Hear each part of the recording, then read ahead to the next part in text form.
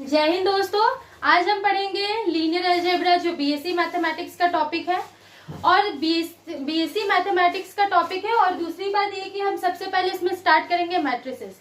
तो मैट्रिसेस होता क्या है, मैट्रिसेस के टाइप्स वगैरह वगैरह वगैरह। तो सबसे पहले मैं आपसे एक क्वेश्चन पूछना चाहती हूँ, क्या ये मल्टीप्लाई मतलब ये जो मैट्रिक्स है मैट्रिक्स ए और ये एक मैट्रिक्स है मैट्रिक्स बी, क्या आप इसे मल्टीप्लाई कर सकते हैं विद इन 10 सेकेंड?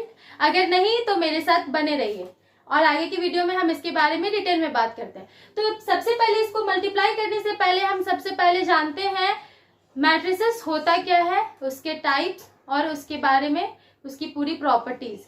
तो स्टार्ट करते हैं। तो देखिए, व्हाट इज मैट्रिसेस। सबसे पहला question, what is matrices. Matrices होता क्या है? तो किसी भी सिस्टम ऑफ इक्वेशन को जब रेक्टेंगुलर एरे में अरेंज किया जाता है तो उसे हम मैट्रिसेस कहते हैं। आई रिपीट, जब किसी सिस्टम ऑफ इक्वेशन को रेक्टेंगुलर एरे में अरेंज किया जाता है तो उसे मैट्रिसेस कहते हैं। तो हम एक एग्जांपल लेकर इसे समझते हैं। देखिए, 3x plus 9y equals to 0, 4x minus 2y equals to 0। अब यहाँ पर x और y क्या है? सबसे पहले x और y क्या है? तो x और y यहाँ पर एक अननोन वेरिएबल है। x and y unknown variable है, ठीक है, अननोन वेरिएबल है। तो हमें मैट्रिसेस कैसे फॉर्म करते हैं? तो अब मैट्रिसेस कैसे फॉर्म करते हैं? देखिए, जब x एंड y के सामने जो भी इसका कोफिशिएंट होगा एक रेक्टेंगुलर एरे बनाकर हम उस रेक्टेंगुलर एरे में कोफिशिएंट को अरेंज कर देंगे। तो 3, 9, 4 माइनस 2, ये क्या हो गया हमारा मैट्रिसेस। ये क्या बन गया? मैट्रिसेस। अब दूसरी बात ये कि हम जानेंगे कि मैट्रिसेस में ऑर्डर क्या होते हैं, पर ऑर्डर जानने से पहले जानेंगे कि मैट्रिसेस में कितने एलिमेंट होते हैं, कौन सा मैट्रिसेस कितने ऑर्डर का होता है, एक्सेट्रा एक्सेट्रा। तो देखिए, ये हमारा मैट्रिसेस है। ये जो कोफिशिएंट है मैंने लिखा, ये कोफिशिएंट ही मैट्रिसेस का एलिमेंट है। ये कोफिशिएंट ही मैट्रिसेस का एलिमेंट है, ठीक है। तो अब इसका ऑर्डर क्या होगा? तो इसका ऑर्डर देखिए, सबसे पहले ये जानिए, ये जो हॉरिजॉन्टल लाइन है, ये जो हॉरिजॉन्टल लाइन है, इस हॉरिजॉन्टल लाइन को हम रो कहते हैं। क्या कहते हैं? रो। इसे डिनोट किससे किया जाता है? आई से। रो को किससे डिनोट किया जाता है? आई से। दूसरा, ये जो वर्टिकल लाइन है, इस वर्टिकल लाइन को क्या कहा जाता है? कॉलम। इस वर्टिकल लाइन को क्या कहा जाता है? कॉलम। इसे किसे डिनोट करते हैं? जे से, ठीक है। इसे किसे डिनोट करते हैं? जे से। अब मैट्रिसेस का ऑर्डर क्या होता है? तो नंबर ऑफ रोज, ऑर्डर क्या होता है?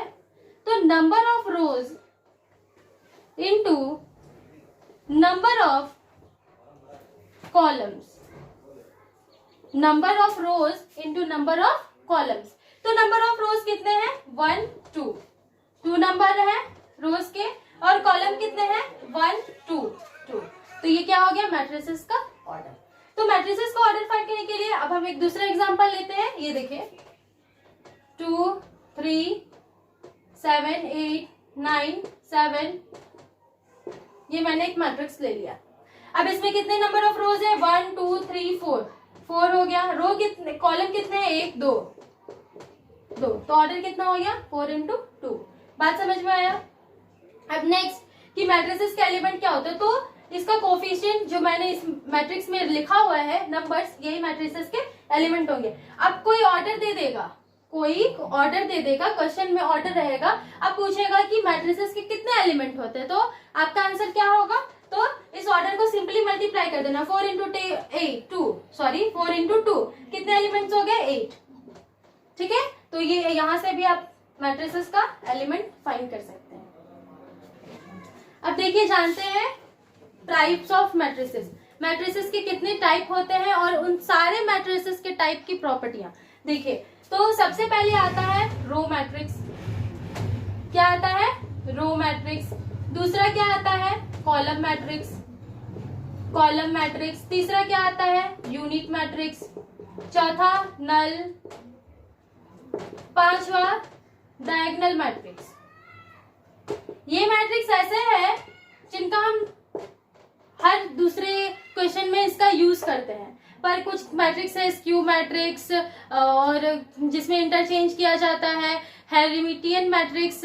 तो ये सब हम आगे के वीडियो में देखेंगे। तो सबसे पहले इसके बारे में जानते हैं कि रो मैट्रिक्स क्या होता है। तो रो मैट्रिक्स में क्या होता है, देखिए 1 2 3 4 up to n terms, up to n terms. तो इसमें नंबर ऑफ रोज कितने हैं? 1। नंबर ऑफ रोज कितने हैं? 1। और कॉलम कितने हैं? कॉलम कितने हैं? 1 2 3 4 अप टू n टर्म्स। तो क्या ऑर्डर हो गया? 1 into n। तो ये क्या हो गया हमारा? Row matrix. अब कॉलम मैट्रिक्स क्या होता है? 1 2 3 अप टू n टर्म्स। इसमें नंबर ऑफ कॉलम्स कितने हैं? 1। नंबर ऑफ रोज कितने हैं? बहुत सारे, अप टू n टर्म्स। तो इसका ऑर्डर क्या हो जाएगा? n into 1। तो हमेशा याद रखना है कि जब नंबर ऑफ रोज 1 होगा और number of columns up to n terms होगा, ये कौन सा मैट्रिक्स होगा? रो। और number of rows n terms होगा और नंबर ऑफ कॉलम 1 होगा, ये कौन सा मैट्रिक्स होगा? कॉलम। ठीक है। अब यूनिट मैट्रिक्स, तीसरा में यूनिट मैट्रिक्स। अब यूनिट मैट्रिक्स में क्या होता है? देखिए डायगोनल पे 1 होना चाहिए और सारा एलिमेंट्स 0। डायगोनल पे 1 और सारा एलिमेंट्स 0। डायगोनल पे 1 होगा और सारे का सारा एलिमेंट क्या होगा? 0 होगा। जब इस तरीके का मैट्रिक्स फॉर्म होता है तो हम इसे क्या कहते हैं? Unit matrix. आप चाहे तो 4 ऑर्डर का बना लीजिए, 2 ऑर्डर का बना लीजिए। मैं एक 4th ऑर्डर का बनाकर दिखाती हूँ। देखिए 1 0 0 0 0 1 0 0 0 0 1 0 0 0 0 1। ये कितने ऑर्डर का बन गया? 4 into 4। ठीक है। अब पांचवा आता है नल मैट्रिक्स। पांचवा आता है नल मैट्रिक्स। अब इस नल मैट्रिक्स को ही हम क्या कहते हैं? Zero matrix. नल मैट्रिक्स को क्या कहते हैं? Zero matrix. क्या नल मैट्रिक्स को जीरो मैट्रिक्स कहा जाता है? तो हाँ। और इसमें क्या होगा? सारा एलिमेंट 0 हो जाएगा। ये किसी भी ऑर्डर के हो सकते हैं और ये नल मैट्रिक्स ही जीरो मैट्रिक्स होता है। अब पांचवा क्या है? Diagonal matrix. पांचवा क्या है? Diagonal matrix. अब डायगोनल मैट्रिक्स क्या होता है? तो डायगोनल पे कुछ ना कुछ एलिमेंट्स होगा और सारा एलिमेंट क्या होगा? 0। डायगोनल पे कुछ नंबर्स होने चाहिए और सारा एलिमेंट क्या होगा उसके बाद? 0। इस तरीके का जो मैट्रिक्स होता है हम उसे क्या कहते हैं? Diagonal matrix. अब इसको लिखने का तरीका तो देखिए डायगोनल ऑफ 1 12 3। इस तरीके के मैट्रिक्स को क्या कहते हैं? Diagonal matrix. ठीक है। अब हम पढ़ेंगे प्रॉपर्टीज ऑफ मैट्रिसेस।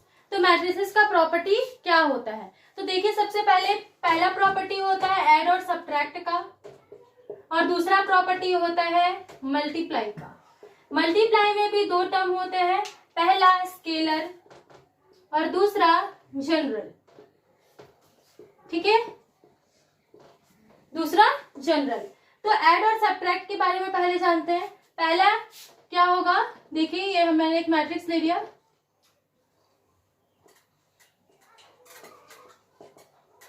सबसे जरूरी बात, कौन सा मैट्रिक्स ऐड होगा, कौन सा मैट्रिक्स सब्ट्रैक्ट होगा और कौन सा मैट्रिक्स मल्टीप्लाई होगा। तो कभी भी मैट्रिक्स को ऐड करने के लिए ऑर्डर का सेम होना जरूरी है। अगर हम 2 मैट्रिक्स को कंसिडर करते हैं, एक ए और ये दूसरा बी, हम 2 मैट्रिक्स को कंसिडर करते हैं तो मैट्रिक्स का ऑर्डर सेम होना चाहिए। ये कितने ऑर्डर का है? 2 into 2। ये कितने ऑर्डर का है? 2 into 2। तो मैट्रिक्स का जब ऑर्डर सेम होगा तभी मैट्रिक्स को या तो ऐड कर सकते हैं या फिर सब्ट्रैक्ट कर सकते हैं। अगर ऐसा नहीं होता है, अगर 2 into 2 का एक मैट्रिक्स है और दूसरा मैट्रिक्स 2 into 3 का है, तो ये कभी भी ऐड या सब्ट्रैक्ट नहीं होगा। बात समझ में आया? तो अब इसको देखते हैं कैसे ऐड किया जाता है। देखिए 1 + 3, पहले वाले एलिमेंट को इसके पहले वाले से इस वाले पहले एलिमेंट को इस वाले के पहले से, तो 1 3 2 6 7 7 8 और 8। ठीक है, इसका आंसर क्या होगा, इसको सॉल्व कर लीजिएगा और ये हमारा आंसर। सेम उसी तरीके से सब्ट्रैक्ट में भी होता है, बस सब्ट्रैक्ट में यहाँ पर साइन किसका हो जाएगा, माइनस का। सब्ट्रैक्ट में साइन किसका हो जाएगा, माइनस का।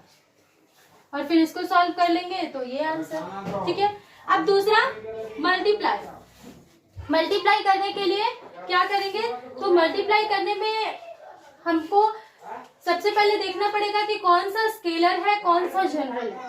तो स्केलर को पहचानने का तरीका और जनरल को पहचानने का तरीका, तो जब भी कोई मैट्रिक्स किसी नंबर से मल्टीप्लाई होता है, जब कोई मैट्रिक्स किसी नंबर से मल्टीप्लाई होता है तो हम इसे स्केलर मैट्रिक्स कहते हैं। अगर 3 किसी एक मैट्रिक्स ए से मल्टीप्लाई कर दिया जाए तो ये स्केलर मैट्रिक्स है।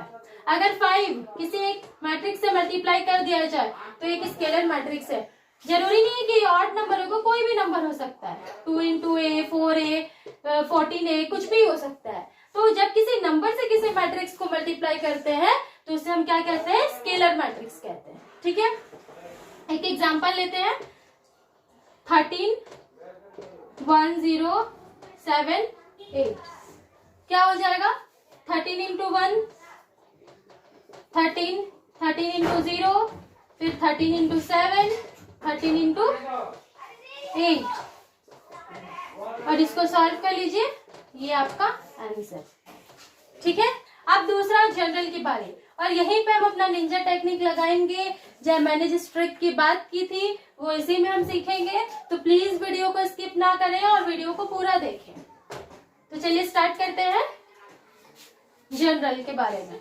जनरल मल्टीप्लाई क्या होता है, सबसे पहले ये जानेंगे कि मैट्रिक्स का ऑर्डर, जैसे ये 3 into 2 का मैट्रिक्स है, ये 3 into 3 का मैट्रिक्स है, क्या ये मैट्रिक्स मल्टीप्लाई होगा, तो जी नहीं, ये मैट्रिक्स मल्टीप्लाई नहीं होगा। तो क्यों नहीं होगा, तो देखिए सब पहले वाले मैट्रिक्स का कॉलम और दूसरे वाले मैट्रिक्स का रो हमेशा सेम होना चाहिए। तो क्या ये सेम है, ये सेम है नहीं, तो मैट्रिक्स मल्टीप्लाई नहीं होगा। अब दूसरी बात ये कि अगर हम इसको सेम कर देते हैं तो अब मैट्रिक्स का मल्टीप्लाई करने के बाद ऑर्डर क्या आएगा, मैट्रिक्स का मल्टीप्लाई करने के बाद ऑर्डर क्या आएगा, ये हम कैसे डिफाइन करेंगे, तो इसे डायगोनली सॉल्व कर देना है, पहले वाले का रो दूसरे का कॉलम, यही हमारे मैट्रिक्स का ऑर्डर बनेगा। ठीक है, तो ये वो जनरल मेथड तो आप सबने सीखा होगा, 2 into 2 4 6 5 6, ये तो बेसिक तरीके से आप सबने सीखा ही होगा। तो अब हम ट्रिक के बारे में बात करते हैं कि वो ट्रिक क्या है और अपना समय बचाते हैं, तो मेरे साथ बने रहिए, बताते हैं। देखिए सबसे पहले क्या करना है, किस तरीके से लाइन खींच लेना है, पहले वाले मैट्रिक्स में उसके रो के हिसाब से इसे अरेंज कर देते हैं, 2 और 2। दूसरा में क्या है, 4 into 6, और दूसरे वाले मैट्रिक्स को कॉलम वाइज, फिर यहाँ क्या हो जाएगा, 6 और 8, इस तरीके से लिख लिए। अब देखिए 2 into 2 क्या हो गया, 4, 2 into 7 क्या हो गया, 14, फिर 2 into 6 क्या हो गया, 12, 2 into 8 क्या हो गया, 16, फिर 4 into 2 क्या हो गया, 8, 6 into 7 क्या हो गया, 42, फिर 4 into 6 क्या हो गया, 24, 6 into 8 क्या हो गया, 48। अब इसे सॉल्व कर लीजिए और यही आपका आंसर होगा। ठीक है, ये क्या हो जाएगा, आंसर होगा। अब दूसरा, एक दूसरा एग्जांपल लेते हैं। ठीक है, 2 2 6 0,